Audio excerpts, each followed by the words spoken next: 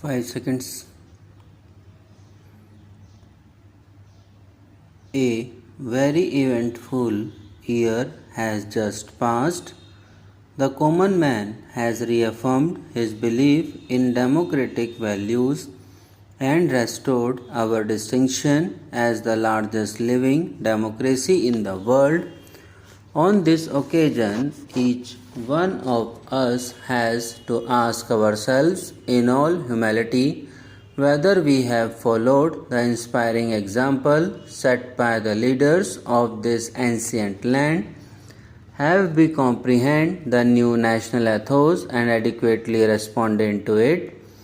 In this context, it is disappointing that the professional classes as well as business and industry have not shown sufficient evidence of their being prepared to accept their share of national responsibility.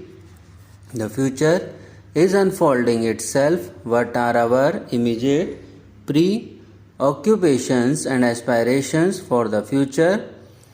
The coming elections to the state assemblies afford an occasion for all political parties to prove their dedication to democracy and cleanliness in public life.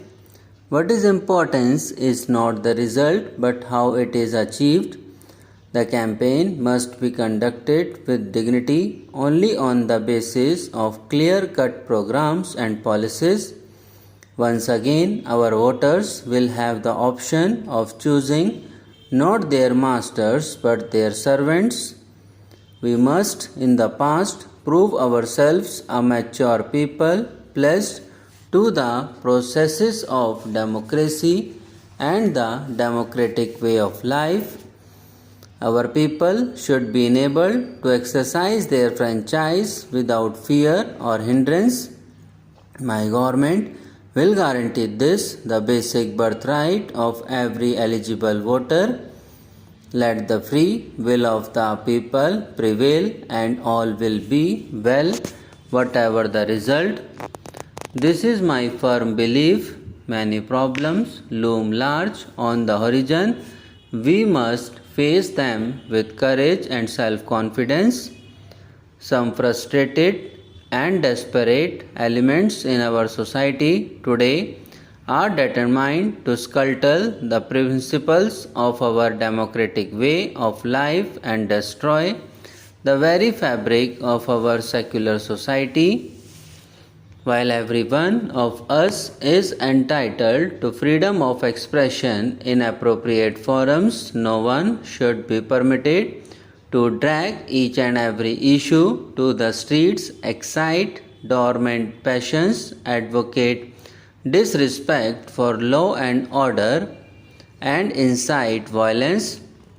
Such a policy of unwarranted confrontation, backed by provocative action on the slightest pretext, is a challenge we as citizens of a free country need to face with determination. Let not a few misguided and disgruntled sections of society imagine that they can hold the rest of us, the law-abiding citizen, to ransom. This will not be allowed. The post-emergency climate has been congenial for reconciling fundamental freedoms and open society with egalitarianism and social justice. This is the first Republic Day with which my 10-month-old governance it is associated. Let us not judge them hastily. Let us rather take note of what has been achieved. It has resorted to public life the essential attributes of a mature democracy. On the economic front, my government has sought to concretize the Gandhian concept of employment-oriented rural development and to bridge the socio-economic disparity between the urban and the rural areas. For the first time since independence, our political life is not dominated by one monolithic political party. Today, men of good conscience but with varying shades of political opinion are working together for the good of the nation. This is in itself a great achievement. Let us not isolate and exaggerate honest differences of opinion and unwittingly perhaps modernize the principles of collective responsibility on which good government is based. For once in our history, we stand united as a nation. India is one country and Indians are one people. Let no one underestimate our strength or take us for granted. Our continued progress on the agricultural front and our determination to reach the benefits of planned development to the rural areas and to the economically weaker sections of society will better the quality of life of millions of our countrymen. This requires resolute political will and determined administrative action to our sound and broad-based scientific and technological achievements which have been acknowledged all the world over. We have handsomely coupled research and development to take care of the future. Today, we are recognized as one of the 10 most industrially advanced nations in the world. India's very significant manpower contribution of the United Nations pool of technical and administrative talent and experience is matched only by our bilateral technical assistance programs to our friends in Africa, Southeast Asia, and West Asia.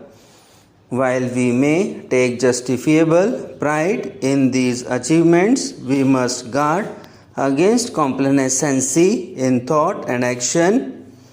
On the other hand, we must forget ahead with hard dedicated work and the determination to succeed not only as individuals but as a nation. Our administration, relieved of its recent traumatic experience, is fortunate to have firm, dynamic political leadership.